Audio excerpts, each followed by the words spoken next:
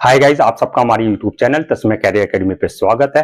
Guys, आज का हमारा जो टॉपिक है वो है best career options after LLB. अगर आपने एलएलबी किया है या आप लॉ करने के जा रहे हैं या कर रहे हैं, तो गाइस आपके लिए कौन कौन से ऐसे बेस्ट कैरियर ऑप्शंस हैं जहां पर आप अपना कैरियर बना सकते हैं। तो गाइस, नंबर 1 पे हम बताएंगे, अगर आपने लॉ कर लिया है तो लॉ करने के बाद अगर आप फर्दर स्टडी करना चाहते हैं, अपने हायर एजुकेशन लेना चाहते हैं, तो आपके पास क्या क्या ऑप्शन अवेलेबल है। दूसरे पे हम बताएंगे आपको कि अगर आपने लॉ कर लिया है उसके बाद जो आपके पास गवर्नमेंट जॉब्स के क्या क्या ऑप्शंस अवेलेबल है, किस किस डिपार्टमेंट में आप लॉ बेसिस पे जो है जॉब के लिए अपना अप्लाई कर सकते हैं। थर्ड पे हम बताएंगे आपके लिए प्राइवेट सेक्टर में क्या क्या ऑप्शंस अवेलेबल है लॉ की डिग्री लेने के बाद। तो गाइस, ये वीडियो अगर आप लॉ कर रहे हैं या कर लिया है या आप ऑलरेडी वकील हैं, तो आपके लिए ये वीडियो बहुत ज्यादा इंपॉर्टेंट है। गाइस, पूरी वीडियो देखेगा और साथ ही साथ में आपसे मेरी रिक्वेस्ट है, हमारे इस यूट्यूब चैनल को सब्सक्राइब कर लें, लाइक करें और ज्यादा से ज्यादा शेयर करें। तो गाइज, नंबर एक पे हम बात करते हैं, अगर आपने एलएलबी कर लिया है या करने वाले हैं आप, तो उसके बाद जो है आपके पास जो है कैरियर ऑप्शंस क्या क्या हैं। तो नंबर 1 पे हम बात करते हैं, एलएलबी के बाद जो है आपके पास है एक हायर स्टडीज का ऑप्शन। हायर स्टडीज यानी कि आप फर्दर स्टडी अगर करना चाहते हैं अपनी एलएलबी के बाद, तो क्या क्या ऑप्शंस अवेलेबल हैं। दूसरा हम बताएंगे आपको गवर्नमेंट जॉब्स के बारे में। तीसरे पे हम आपको बताएंगे प्राइवेट सेक्टर के बारे में, कहां कहां आप कैरियर बना सकते हैं। तो गाइस, सबसे पहले बात करते हैं हम आपका हायर स्टडीज, यानी कि अगर आपने एलएलबी कर लिया है गाइस, और एलएलबी में आपने 50% अपने मार्क्स सिक्योर किए हैं और आप फर्दर स्टडी करना चाहते हैं, तो आपके पास एक ऑप्शन अवेलेबल है कि एलएलएम कर लें आप, यानी कि master in law. LLM master करके आप अपना कैरियर बना सकते हैं आगे स्टडी में। तो गाइस, एलएलएम करने के लिए क्या आपका 50% मार्क्स एलएलबी में चाहिए, उसके बाद 2 इयर्स का आपका एलएलएम होता है। इसके अलावा आपको जो है अगर और आगे पढ़ाई करनी है, रिसर्च लेवल में जाना है, तो आपके लिए एमफिल और पीएचडी ऑप्शन अवेलेबल है। तो गाइज, अगर आपको एमफिल और पीएचडी में अगर एडमिशन लेना है, तो आपका जो यूजीसी होता है, नेट नेशनल एलिजिबिलिटी टेस्ट, और जेआरएफ जूनियर रिसर्च फेलोशिप, वो एग्जाम क्लियर करने के बाद जो है आपको किसी भी यूनिवर्सिटी में जो है एमफिल और पीएचडी में आपको इजीली एडमिशन मिल जाएगा। तो गाइस, अब बात आती है, अगर एलएलएम और एमफिल और पीएचडी अगर आपने कर लिया तो उसके बाद आपके लिए क्या कैरियर ऑप्शन है। गाइस, आप किसी भी कॉलेज में, यूनिवर्सिटी में, प्राइवेट सेक्टर में भी और गवर्नमेंट सेक्टर में भी एज ए लेक्चररशिप या फिर आप एसोसिएट या असिस्टेंट प्रोफेसर की पोस्ट पे जो है आप जो है अपना अपॉइंटमेंट या आप जो है जॉब कर सकते हैं। तो गाइस, अब बात करते हैं गवर्नमेंट जॉब की। अगर आपने एलएलबी कंप्लीट किया है तो गवर्नमेंट जॉब्स के आपके पास क्या क्या ऑप्शंस अवेलेबल। नंबर 1 पे गाइस, अगर आपने लॉ किया हुआ है तो हर स्टूडेंट्स की एक तमन्ना होती है, कि डिजायर होती है कि मैं जज बनूं। तो गाइज, वो जो जजेस होते हैं हमारे देश में, वो सारे लॉ किए हुए होते हैं, एलएलबी अपना कंप्लीट किए हुए होते हैं, उसके बाद जो है जुडिशरी का अपना एग्जाम जो है वो निकालते हैं। तो गाइज, आपके पास एक ऑप्शन है जुडिशरी का। अगर आपने एलएलबी अपनी कंप्लीट की हुई है, 50% मार्क्स आपने एलएलबी में सिक्योर किए हुए हैं, आए हुए हैं आपके, तो आप जो है पीसीएसजे, आपको जो है पीसीएसजे की प्रिपरेशन कर सकते हैं। उसके थ्रू अगर आपने एग्जाम, आपका पहले रिटर्न होगा, फिर आपका इंटरव्यू होगा, उस बेसिस पे आपका जो है मेरिट बनेगी और मेरिट बेसिस पे आपको जो है जुडिशियल ऑफिसर बना दिया जाएगा, जिस स्टेट में आप अप्लाई करते हैं। इसमें गाइज आपको ज्यादातर जो है पोस्ट मिलती है वो सिविल जज की या मुंसिफ की आपकी स्टार्टिंग होती है पोस्ट है, अगर आप जुडिशरी का एग्जाम क्लियर करते हैं तो। गाइज, अब बात दूसरे नंबर पे बात आती है, अगर आपका जुडिशरी नहीं हो रहा है तो आप पीपी, जो पब्लिक प्रोसिक्यूटर होता है। पब्लिक प्रोसिक्यूटर कौन होता है गाइज? जिनको हम कहते हैं आम भाषा में सरकारी वकील। तो हम सरकारी वकील के लिए भी एग्जाम्स की प्रिपरेशन कर सकते हैं। सरकारी वकील बनने के लिए क्या चाहिए? वही आपका लॉ कंप्लीट होना चाहिए 50% मार्क्स के साथ, और जो पीपी का, पब्लिक प्रोसिक्यूटर का एग्जाम होता है, टाइम टू टाइम उनकी वैकेंसी निकलती रहती है, वो एग्जाम को आपको क्लियर करना होगा। रिटर्न प्लस इंटरव्यू, उसमें भी यही होता है, और उसके बेसिस पे आपको मेरिट बना दी जाती है और साथ में ही आपको जो है पीपी की पोस्ट दे दी जाती है। गाइस, पीपी का काम क्या होता है? पीपी का काम होता है वो स्टेट गवर्नमेंट के लिए या जो गवर्नमेंट ऑफिसर्स होते हैं पुलिस के लिए, जैसे पुलिस के लिए, डीएम के लिए, उनको रिप्रेजेंट करते हैं आपका कोर्ट के अंदर। क्योंकि डीएम है या एसपी है या पुलिस वाले हैं, वो खुद तो केस लड़ेंगे नहीं, तो उनको जो है स्टेट गवर्नमेंट या हमारे जो सेंट्रल गवर्नमेंट क्या करती है, पीपी अपॉइंट करती है, ताकि वो अपना गवर्नमेंट के जितने भी इनके अधिकारियों के केसेस हैं उनको कोर्ट में रिप्रेजेंट कर सके। ज्यादातर मोस्टली जो गाइस इसमें ये पीपी का काम होता है वो क्रिमिनल केसेस में, आपने देखा होगा थाने में जो स्टेट लेवल के जो केस होता है, state versus X Y Z, तो वो स्टेट को जो रिप्रेजेंट करता है वो सरकारी वकील यानी कि जो है आपका पब्लिक प्रोसिक्यूटर ही गवर्नमेंट के बिहाफ पे अपना केस लड़ता है। अब गाइस बात आती है नोटरी एंड ओथ कमिश्नर। तीसरे पे अगर आपका पीपी में नहीं है या आपका नहीं होता है तो आप नोटरी और जो ओथ कमिश्नर होता है उनका काम होता है, नोटरी और ओथ कमिश्नर का जो जितने भी लीगल डॉक्यूमेंट्स होता है उनको अटेस्ट करना, उनको वेरीफाई करना, ये सारा काम जो है, जैसे आपकी डीड हुई, सेल डीड हुई, आपका जीपी हुई, जनरल पावर ऑफ अटॉर्नी, ये सारे डॉक्यूमेंट्स क्या करते हैं, ये आपका अटेस्टेशन यानी कि गवर्नमेंट उनको ऑथराइज्ड कर देती है एक आपका लाइसेंस दे करके कि आप जो है ये जितने भी लीगल डॉक्यूमेंट्स होते हैं आपके, जैसे एफिडेविट हुआ, आपका सेल डीड हुआ, ये सारे डॉक्यूमेंट्स आप जो है इनको जो है अटेस्ट कर सकते हैं। तो वो नोटरी एंड ओथ कमिश्नर के लिए भी आप जो है इनकी वैकेंसी निकलती रहती है टाइम टू टाइम, इस चीज के लिए भी आप अप्लाई कर सकते हैं। अब गाइस बात आती है law and enforcement agencies. Guys हमारे देश में जितने भी इन्फोर्समेंट एजेंसीज हैं, जैसे आपका पुलिस हुआ, आपका सीबीआई हुआ, आपका ईडी हुआ, इन्फोर्समेंट डिपार्टमेंट, आपका आईबी हुआ, इंटेलिजेंस ब्यूरो, इनके भी क्या होता है, सबके केसेस होते हैं कहीं ना कहीं, किसी ये इन्वेस्टिगेशन एजेंसीज हैं तो इनके पास भी केसेस होते हैं अपने। अब ये तो खुद रिप्रेजेंट नहीं करेंगे कोर्ट में जाकर के, खुद तो लड़ेंगे नहीं, ना इनको इतनी लीगल नॉलेज होती है क्योंकि ये दूसरे कॉम्पिटिटिव एग्जाम से क्लियर करके आए होते हैं।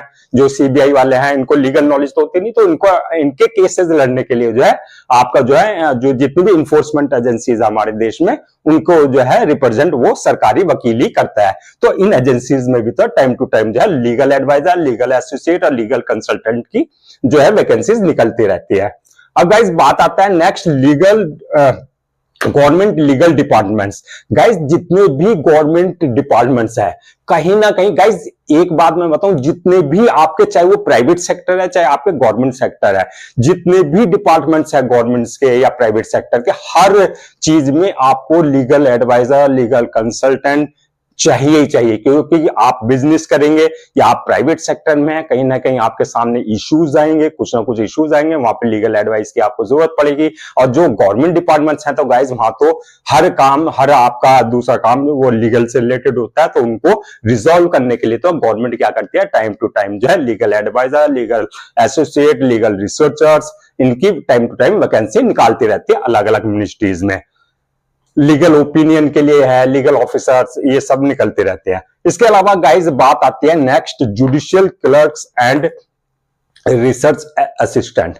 गाइस आपने देखा होगा, अगर आप कभी कोर्ट में जाना हुआ हो आप, तो वहां पे देखा होगा आप जजेस बैठे होते हैं, जो जज बैठे होते हैं, उनके साइड में जो आपके और क्लर्क्स वगैरह और वो जो बैठे होते हैं, उसमें भी लीगल जो एलएलबी करने वाले स्टूडेंट्स हैं, सॉरी जिन्होंने लॉ कंप्लीट किया है, एलएलबी कंप्लीट किया हुआ है, तो वो ही उनकी उन सारी चीजों के लिए हायर किया जाता है। जो जज को क्या करता है, जितने भी केसेस होते हैं जजेस के पास, उनको क्या करता है, वो उनको कहीं ना कहीं रिसर्च की जरूरत होती है। अब जज तो खुद रिसर्च करेगा नहीं बैठ कर, वो रिसर्च करने लगा तो उसका तो सारा टाइम रिसर्च में निकल जाएगा। तो ऐसे उसके लिए क्या करते हैं, जितने भी गवर्नमेंट कोर्ट्स हैं आपके, उसमें क्या करते हैं, जो लीगल रिसर्च वाले बंदे हैं उनको हायर किया जाता है, लीगल असिस्टेंट जितने भी हैं उनको हायर किया जाता है, क्लर्क्स हैं उनको हायर किया जाता है। तो उसमें जो है सारे आपके जितने भी एडवोकेट्स है या एलएलबी कंप्लीट क्यों है या एलएलएम क्यों है, आज जितने भी बंदे हैं लीगल वाले बंदे, रिसर्चर्स और जितने भी है क्लर्क्स, असिस्टेंट्स वगैरह, सब कोर्ट के अंदर भी हायर किए जाते हैं। इसमें भी टाइम टू टाइम वैकेंसी निकलती रहती है। गाइज अब नेक्स्ट आता है आपका legal aid and advocacy. Guys आपने देखा होगा, जब भी आप कोर्ट में जाएंगे तो आपको क्या होता है, अगर आप फाइनेंशियली वीक है, आपके पास इतना पैसा नहीं है, तो आप हर कोर्ट में जाएंगे तो वहां लीगल एड एक डिपार्टमेंट होता है, तो वहां आप जाएंगे तो वहां पे आपको फ्री के वकील दिए जाएंगे सरकार की तरफ से। तो उसमें क्या होता है, जो लीगल एड डिपार्टमेंट्स होते हैं वहां भी जो है लीगल जो है वाले बंदों को, जो एडवोकेट्स हैं या एलएलबी जिन्होंने किया उनको हायर किया जाता है लीगल एड डिपार्टमेंट में। वो क्यों, जितने भी गरीब लोग हैं, जितने भी जिनके पास इतना पैसा नहीं है कि वो अपने केसेस लड़ सकें कोर्ट के अंदर, क्योंकि वकीलों की फीस बहुत हाई होती है, तो उनको क्या किया जाता है, गवर्नमेंट की तरफ से जो है लीगल एड डिपार्टमेंट की तरफ से उनको फ्री के वकील प्रोवाइड कराए जाते हैं।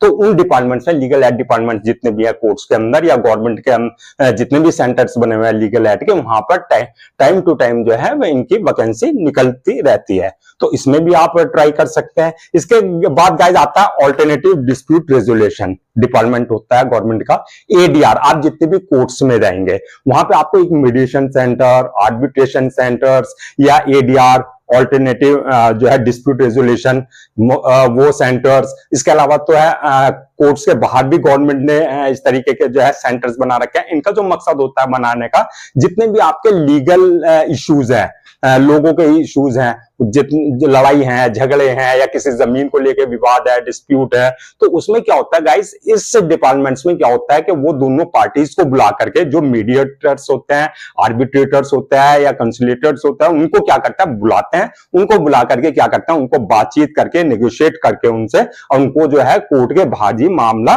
जो है रिजॉल्व कराता है। तो इन सेंटर्स का काम ही होता है कि जितने भी छोटे मोटे डिस्प्यूट्स हैं उनको आप जो है दोनों पार्टीज को बुलाओ और दोनों में जो है कॉम्प्रोमाइज कराना, इस इन सेंटर्स का काम होता है। तो गाइज इन सेंटर्स में भी जितने भी लॉ वाले जो बंदे हैं, लीगल वाले बंदे हैं, उनको जो है as a mediators, as a arbitrators, उनको जो है या लीगल एडवाइजर या कंसल्टेंट, उनको जो है हायर किया जाता है इन सारे डिपार्टमेंट्स में भी।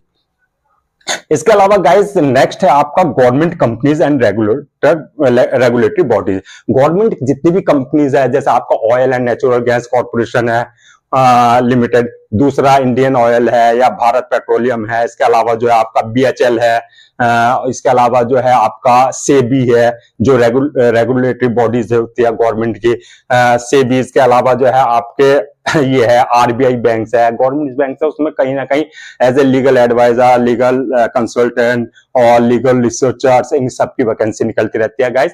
तो उनमें सब में, इन सारी पोस्ट में सब सिर्फ एलएलबी मांगा जाता है। तो आप अगर एलएलबी क्यों है और आपके पास अगर कोर्ट का एक्सपीरियंस है या किसी लॉ फर्म का एक्सपीरियंस है, तो वो आपके लिए और भी बेटर हो जाता है गाइज। इसके अलावा जो है ये जो डिपार्टमेंट्स है उसमें तो आप जॉब कर सकते हैं। इसके अलावा जो है अदर कॉम्पिटिटिव एग्जाम्स के बारे में भी मैं आपको बता देता हूँ गाइज। अगर आपके इन डिपार्टमेंट्स में नहीं होता है और आपके लॉ डिग्री है आपके पास, या एलएलबी किया हुआ है आपने या एलएलएम किया हुआ, तो गाइज आप जो अदर कॉम्पिटिटिव एग्जाम्स है गवर्नमेंट के, उसके लिए भी एग्जाम्स की प्रिपरेशन कर सकते हैं। जैसे आपका यूनियन पब्लिक सर्विस कमीशन हो गया, उसकी प्रिपरेशन कर सकते हैं। आपका स्टेट लेवल का पब्लिक कमीशन होता है, उसके लिए आप गवर्नमेंट प्रिपरेशन कर सकते हैं, जिसके through IAS, IPS, IFS officers या Indian railway officer, Indian revenue officers, ये सारे ऑफिसर जो है, ए ग्रेड ऑफिसर जो है, सब इनकी गवर्नमेंट एग्जाम्स की प्रिपरेशन कर सकते हैं। इसके अलावा आपके पास एसएससी है, आपका जो है एसएससी की प्रिपरेशन कर सकते हैं। उसमें आपका एएसओ असिस्टेंट सेक्शन ऑफिसर,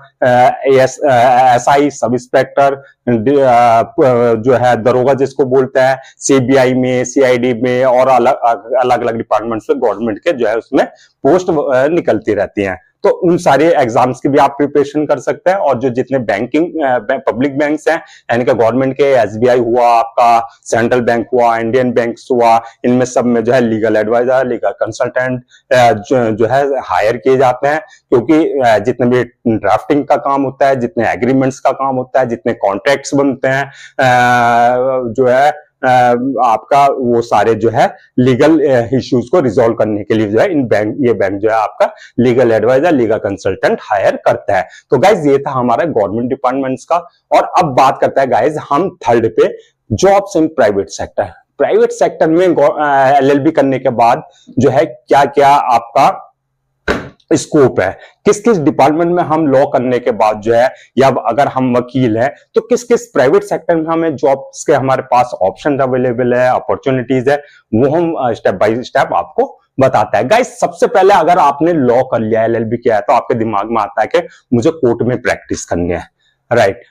तो सबसे पहले गाइस या तो एलएलबी करने के बाद वो जो है या तो किसी गवर्नमेंट एग्जाम की प्रिपरेशन करेगा जो हमने बताया आपको, या फिर दूसरा वो अपनी इंडिपेंडेंट प्रैक्टिस करेगा कुछ एक्सपीरियंस के बाद, या वो सीधा किसी लॉ प्राइवेट लॉ फर्म को ज्वाइन करता है। तो गाइस इसमें सबसे पहले अगर प्राइवेट सेक्टर की आप बात कर रहे हैं तो सबसे पहले तरीका यह है कि आप किसी लॉ फर्म को ज्वाइन कर ले या किसी सीनियर एडवोकेट को ज्वाइन कर ले।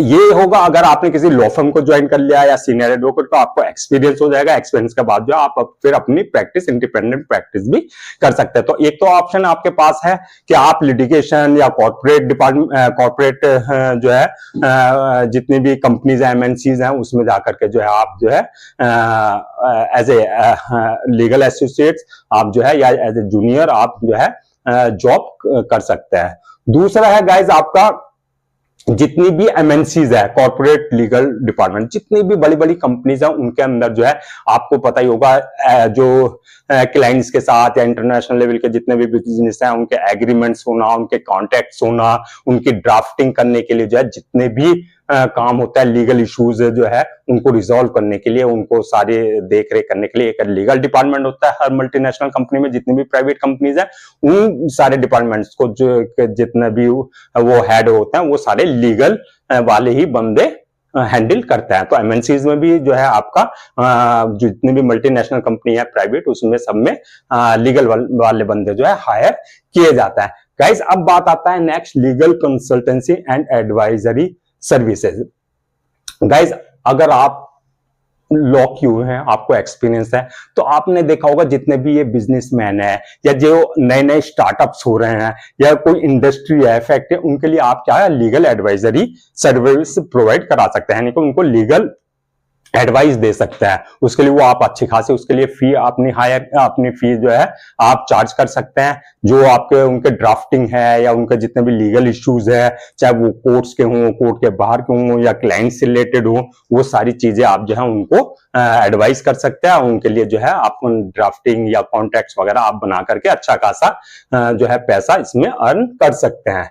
अब गाइस बात आता है बैंकिंग एंड फाइनेंशियल इंस्टीट्यूशन। जितने भी प्राइवेट सेक्टर के बैंक्स हैं, आपका एचडीएफसी, आईसीआईसीआई, एक्सिस, जितने भी बैंक्स हैं प्राइवेट सेक्टर में, हर जगह एक लीगल डिपार्टमेंट होता है, उसमें एक लीगल हेड होता है। वो उसमें भी आप जाकर के जितने भी आपके वहां के कॉन्ट्रैक्ट्स है या आपका ड्राफ्टिंग काम है या आपके लोन से रिलेटेड जितने भी डॉक्यूमेंटेशन काम होता है, वो सारा काम जो है आप को करना होता है उस लीगल डिपार्टमेंट में जो प्राइवेट सेक्टर के जितने भी बैंक्स हैं। तो वहां भी आप अपना जॉब के लिए अपना इंटरव्यू वगैरह दे सकते हैं। उसमें भी टाइम टू टाइम निकलती रहती है जो है प्राइवेट सेक्टर में भी वैकेंसीज। इसके अलावा गाइस नेक्स्ट आता है जर्नलिज्म एंड मीडिया। गाइस जितने भी मीडिया हाउसेज है या जर्नलिज्म में, तो वहां भी क्या होता है, जितने भी आपने देखा होगा कि बहुत से आर्टिकल्स होते हैं न्यूज़पेपर में जो लीगल से रिलेटेड होता है, लीगल आर्टिकल्स होता है। तो उसमें लीगल आर्टिकल्स में तो लीगल वाले बंदे ज्यादा अच्छे से समझ पाएंगे या उसे लिख पाएंगे आर्टिकल को। तो उसमें क्या करते हैं, जितने भी मीडिया हाउसेज हैं या आपके ये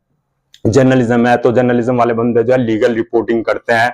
लीगल रिपोर्टिंग या कोर्ट की प्रोसीडिंग चल रही है उससे में क्या वर्डिक्ट आया, वो सारी चीजें जितने भी हाईलाइट केसेस होते हैं उसमें जो है रिपोर्टिंग करने के लिए या आर्टिकल्स लिखने के लिए या ब्लॉगर या आपका कंटेंट राइटर, इन सब चीज के लिए जो है मीडिया हाउसेज जितने भी आपका वो जो है लीगल वाले बंदों को हायर करते हैं। इसके बाद आता है guys IT companies. IT companies में क्या होता है गाइज, जितनी भी बड़ी आईटी कंपनीज है, इंफॉर्मेशन टेक्नोलॉजी से रिलेटेड जितनी भी बड़ी कंपनीज है, छोटी कंपनीज है, वहां पे आपने देखा होगा वहां पे क्या होता है, IPR, intellectual property right, IPR होता है, ट्रेडमार्क होता है, उनका ट्रेडमार्क से रिलेटेड केसेस होता है, आईपीआर से रिलेटेड होता है, पेटेंट कराता है, पेटेंट से रिलेटेड होता है। तो जितनी भी आईटी कंपनीज होती है वो क्या करते हैं, अपने लीगल डिपार्टमेंट रखती है और लीगल डिपार्टमेंट में सारे लीगल वाले बंदों को अपने यहाँ हायर करती है और अच्छा खासा पैकेज देती है। बहुत अच्छी पैकेज पे ये लोगों को हायर करती है। अब गाइस बात आता है रियल एस्टेट एंड कंस्ट्रक्शन, यानी कि बिल्डर्स। आपने देखा होगा बिल्डर्स और बायर्स के बीच में कितने डिस्प्यूट रहता है। कभी बिल्डर्स ने टाइमली आपको पोजीशन नहीं दिया या कोई आपके साथ फ्रॉड कर दिया या आपको जो है कुछ ना कुछ बिल्डर्स का इशू रहता ही रहता है। तो गाइस उन चीज के लिए कितनी जी क्या करते हैं, रियल एस्टेट कंपनी जितनी भी हैं वो अपने जो है उनका भी एक अपना अलग लीगल डिपार्टमेंट होता है, अपनी एक लीगल टीम होती है, एक्सपर्ट टीम होती है, सो दैट वो अपने जितने भी केसेस है वो कोर्ट के अंदर वो जो उनके वकील जो है उनको रिप्रेजेंट कर सके।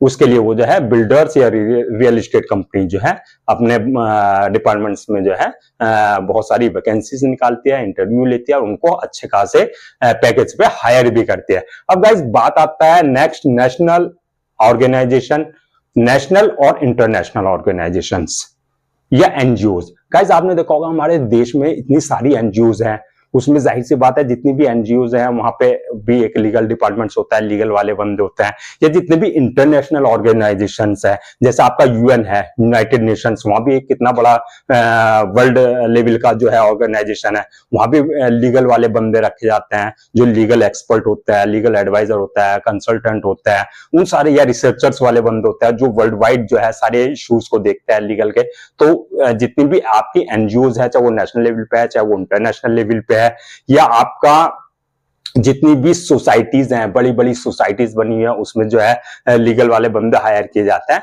तो उसमें जो है आपका इंटरव्यू दे करके आप वहां भी अपना जॉब के लिए जो है अप्लाई कर सकता है। इसके बाद गाइज आता है आपका टीचिंग। गाइज अगर आपने एलएलएम किया हुआ है तो जितने भी हमारे देश में आपके कॉलेजेस हैं जहां पे लॉ पढ़ाया जाता है, लॉ एलएलबी की पढ़ाई कराई जाती है उसमें, या फिर आपका जितने भी आपके यूनिवर्सिटीज हैं वहां पर, या जितने भी आपके कोचिंग सेंटर्स हैं जहां पे लीगल से रिलेटेड सब्जेक्ट्स पढ़ाया जाता है या जुडिशरी की प्रिपरेशन कराई जाती है, तो वहां पे आप क्या कर सकते हैं, जितने भी ये आपका एलएलएम वाले बंदे हैं या एलएलबी वाले बंदे हैं और आपको अच्छा खासा एक्सपीरियंस है कोर्ट का, प्रैक्टिकल एंड थ्योरी का, तो उस बेसिस पे आप किसी भी इंस्टीट्यूट्स में, किसी भी जुडिशरी जहां पे कोचिंग कराई जाती है जुडिशरी की, वहां इंस्टीट्यूट्स में, कोचिंग सेंटर्स में, कॉलेजेस में या यूनिवर्सिटीज में एज ए टीचिंग भी आप अपना कैरियर बना सकते थे। है तो गाइस ये थे आपके एलएलबी करने के बाद या जो एलएलबी करने वाले हैं उनके लिए क्या क्या कैरियर ऑप्शंस है, बेस्ट कैरियर ऑप्शंस हमने आपको बताए। तो गाइस आप मैं बताऊं आपको, एलएलबी अगर आपने किया है तो गाइस पहले अपना पूरा माइंड सेट कर लें, या एलएलबी करने जा रहे हैं तो अपना पूरा माइंड सेट कर लें कि मुझे लॉ करने के बाद आपका जुडिशरी की प्रिपरेशन करनी है, या कोई लॉ फर्म ज्वाइन करनी है, या मुझे जो है आपका किसी सीनियर लॉयर को जो है आपका मुझे ज्वाइन करना है, वहां पे प्रैक्टिस करनी है सीनियर लॉयर के अंडर में। और गाइस सबसे बड़ी बात है एक कि अगर आप लॉ कर रहे हैं या कर लिया है या आपने जस्ट कंप्लीट किया है और आप अपना कैरियर बनाने की सोच रहे हैं, तो गाइस अपना एक स्पेशलाइजेशन रखे एलएलबी में, ताकि आपको एक पर्टिकुलर फील्ड मिल सके, चाहे वो आप क्रिमिनल साइड में जाएं, क्रिमिनल फील्ड में जाएं, चाहे आप सिविल साइड में जाएं, या चाहे आप टैक्सेशन वाली लाइन में जाएं, या चाहे आप कॉर्पोरेट वाली लाइन में जाएं, तो एक आपके लिए पर्टिकुलर अगर आपके लिए एक लाइन होगी तो गाइस इसमें कैरियर का आपके लिए बहुत ज्यादा नाम भी है और पैसा भी है और हर जगह आपका सोसाइटी में एक रेस्पेक्ट भी है। तो गाइस ये था, हमने आपको बताया कि लॉ के बारे में कि क्या क्या है। गाइस अच्छा, आप अगर ये वीडियो पूरी देखी आपने तो मैं आपको बता दूं, जो आपकी जुडिशरी की प्रिपरेशन है या आपका जो पीपी पब्लिक प्रोसिक्यूटर कैसे बनता है, सरकारी वकील कैसे बनते हैं, जज कैसे बनता है, तो नोटरी और ओथ कमिश्नर कैसे बनता है, तो गाइस मैं इस पे भी अलग से आपके लिए वीडियो बनाऊंगा। तो गाइस आप हमारी इस चैनल को सब्सक्राइब कर लें, लाइक करें और ज्यादा से ज्यादा शेयर करें, ताकि जितनी भी मैं वीडियोस बनाता हूं कैरियर से रिलेटेड, आपको कैरियर टिप्स देता हूं, और गाइज मैं बहुत रिसर्च करके आपके लिए जो है बिल्कुल नेक्स्ट लेवल की आपके लिए वीडियोस बनाता हूं, ताकि आपको जो है एक प्रॉपर गाइडेंस मिल सके, एक प्रॉपर टिप्स मिल सके, ताकि आपका टाइम खराब ना हो और आपका जो गोल है, कैरियर गोल है आपका जो है, उस पे आप जो है आपको मकसद जो है आपका कैरियर गोल वो पूरा फुलफिल हो जाए, आप जो है उसे पूरा कर लें। तो गाइज आई होप कि आपको ये वीडियो पसंद आई होगी। गाइस आप लाइक कर दें हमारी इस वीडियो को, और आपसे रिक्वेस्ट है सब्सक्राइब भी करें, और ज्यादा से ज्यादा अपने फ्रेंड्स में, रिलेटिव्स में जो पढ़ने वाले बच्चे हैं या लॉयर्स हैं या लॉ करने वाले हैं, उनके पास सबको ये वीडियो शेयर भी कर दें।